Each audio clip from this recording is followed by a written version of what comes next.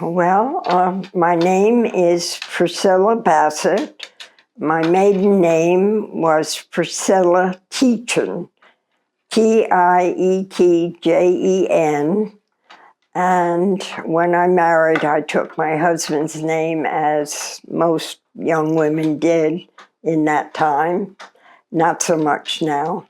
I want to say, most recently I read in the New York Times that 1/4 of children live in poverty. Now, I think that was in the US and or in New York City. It could have been both. I should have double-checked that before I mention it, but I'm very concerned about that.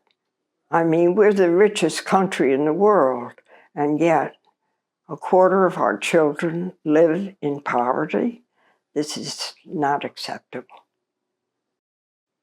Well, I do remember when I was in high school, and at that time I had always gone to public school, but in my junior year, I went to the Hartridge School, which was a private school in Plainfield, New Jersey, a day school. And I remember that I went to visit the state senator, I think he was. It might have been the US Senator, Clifford Case. And I remember speaking up to him in his office. And I don't remember what it was about, but I do remember that's probably one of the first political things that I did. Oh yeah, definitely happened. Harvey Goldberg called me and asked me to go to the movies. And I said, well, I have to ask my mother. And my mother was listening to the conversation and she shook her head, no. So I said, no, Harvey, I'm afraid I can't, but I'll see you at school. He was Jewish. Yeah. That was Plainfield, New Jersey. And then I went to Smith and I got involved in peace and progressive politics,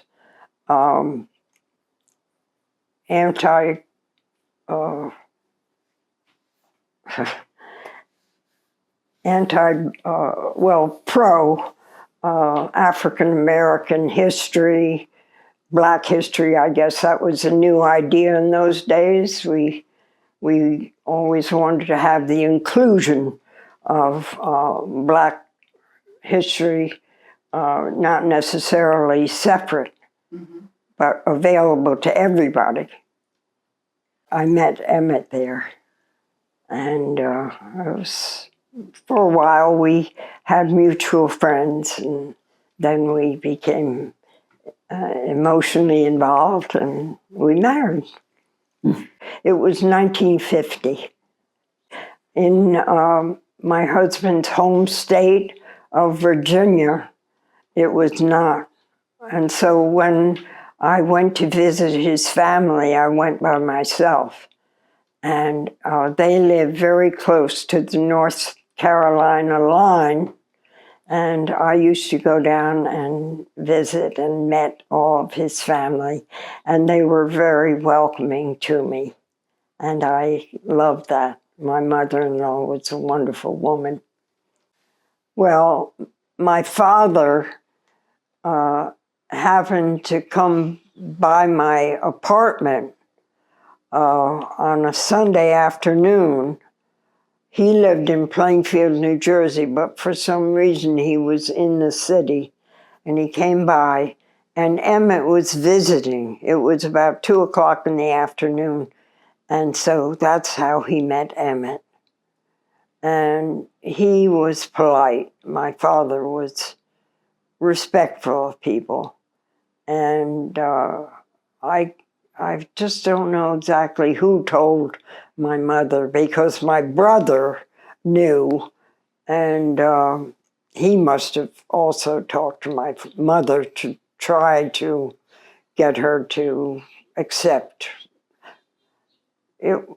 as a matter of fact, my brother sent my father an email too late. It was too late to interfere with that relationship. So, in Newark, New Jersey, Emmett was taking courses at Rutgers in New Jersey, and I was working on New York Public Library on Houston Street, southern New York City. And anyway, I had found an apartment, and I had gone there myself. But then when Emmett went with me, there was a padlock on the door. And we never knew, who told the landlord, but that's what happened. When we moved to Ohio, I immediately got a job in the public library in Columbus, but I forget now, it was a very low salary. And if I went to work at General Motors, I would make $65 a week, I guess. Does that sound right? Yes. Anyway, so I quit my job and went to General Motors. And I remember sitting on the bench waiting to have an examination from the doctor before I got the job. And I was sitting next to a black woman who was also waiting. And I guess that's this kind of story that's nice to share. Anyway, she was there. We talked on the bench, and the next day, or after the weekend, I think it was, a few days, I went to take the job, and there she was. She had also gotten a job, but she was on probation for 3 weeks or months, I guess it was maybe weeks, as a support worker, not as online. I was online making seat adjusters for cars. And I thought, this is typical United States. This is what we do to Black people. And so we became friends.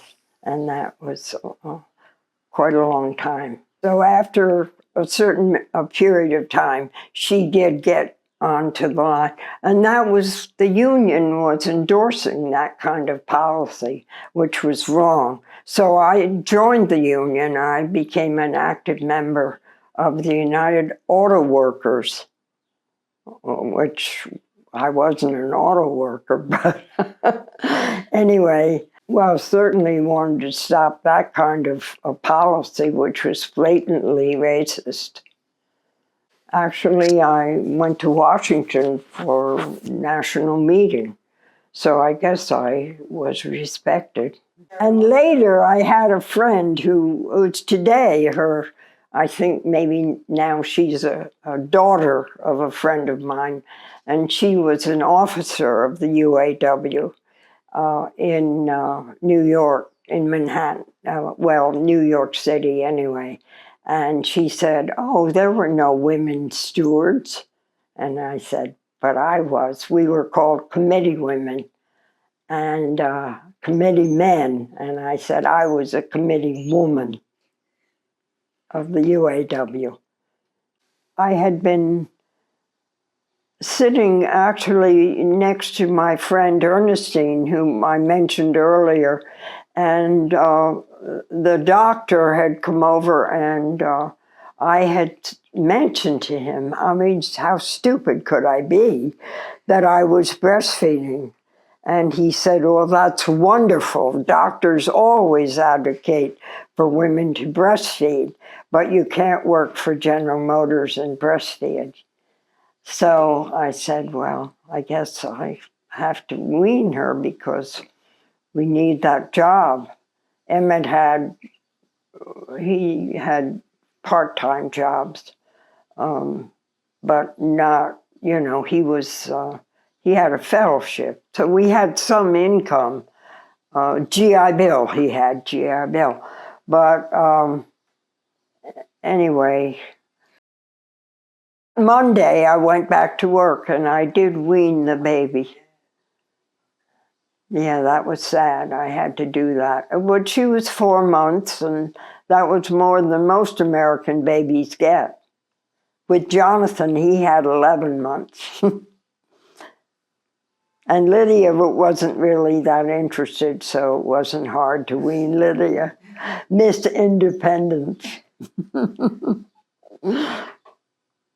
I do remember that I had a job, and this was at a time when we were trying to get the ERA passed. And I had a job lifting these seat adjusters over my head and hanging them on a conveyor belt. And I was breastfeeding Jonathan. And some man said something to me about leaking milk. I don't remember that. But I do remember that the ERA would have obliterated a law which protected me, that I didn't have to lift over 20 pounds. So I was lifting 19.5-pound seat adjusters over my head. And at some point, I think Emmett was graduating with his PhD, and we left and went to New York. So I quit my UAW job. But I was a proud member of the UAW, yeah, at that time. We lived in Brooklyn. When we first came back, it was very hard to get an apartment in New York City. I don't know why. I guess if somebody wanted to look back up, they'd see that it was housing was tight. And I took an apartment in a private home, and fortunately, it was an older Jewish couple who were the owners of the house. And Emmett was a postdoc at Columbia University, so they accepted him very warmly, and we didn't have any problem. We had a problem in New York where we had gotten to the apartment and there was a padlock on the door. But it was during the Vietnam War, and it was hard to get fellowships. So he transferred to New Jersey College of Medicine and Dentistry, and that was a better place for him because he wanted to teach the kind of students who went there, not the upper white class or upper white students at Columbia. And so he did. I guess that was part of this integration of our personal lives with our employment. And for me, I worked in the public library, which was, of course, very important to me. He was pretty amazing the way he was really what I would call a citizen scholar. And he taught, and he also did research. And his really favorite was research. I was about 40-something when I got my master's degree, 47 or something. I went back. Yeah. Never too late. There you go. It enabled me to work in the public school because I had worked in progressive private schools, the New Lincoln School and Little Red Schoolhouse, which was a very famous progressive school. I was a librarian, and I left there when I was able to go to the public library. When children got to third grade, they had a different way of speaking, I don't know, and that was the influence of the school, but I found it very uncomfortable that the mother tongue spoken by their mothers was rejected, and that's still happening for Black children, that their language is considerably whitened by the time they get to third grade. Well, it enriched my whole life, being an advocate and meeting Emmett and then having our lives together, working for peace and justice, enriched what could have been a very typical white middle-class girl graduating from a private school and going to Smith College, which whenever that word comes out, there's a certain picture of me that appears, I think, in some people's minds, but that's not me. Yeah, I was certainly an ally, yes. Yeah, I mean, I was trying to do my job, be a mother to 3 children and a wife. I mean, the issues that impinged upon my life were peace and justice always. So I joined the WILPF. It was called by its initials, and I worked with that. We went every Saturday, Women in Black, and they are very strong for peace and justice. So those were the key words throughout our time, peace and justice. And that meant end to racism. But of course, it doesn't happen, but you still advocate.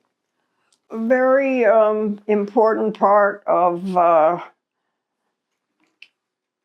was this chunk of marble, which was presented in appreciation to me when I was chairperson of the Community Advisory Board of Presbyterian Hospital. The Allen Pavilion was to be a community hospital in the northern part of Inwood in Manhattan. This date on it is 1986. Today, as of a year or so now, the hospital has been turned into a spine specialty hospital, and it's no longer a community hospital.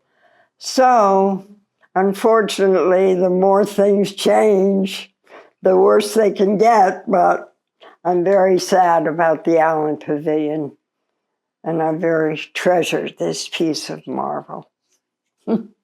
Marble. Always been an advocate for public ownership of long-term care. I truly believe, and I've got it in the window, Medicare is for 65 plus, and I believe that it should be for everybody, and we don't need private insurance companies. It should be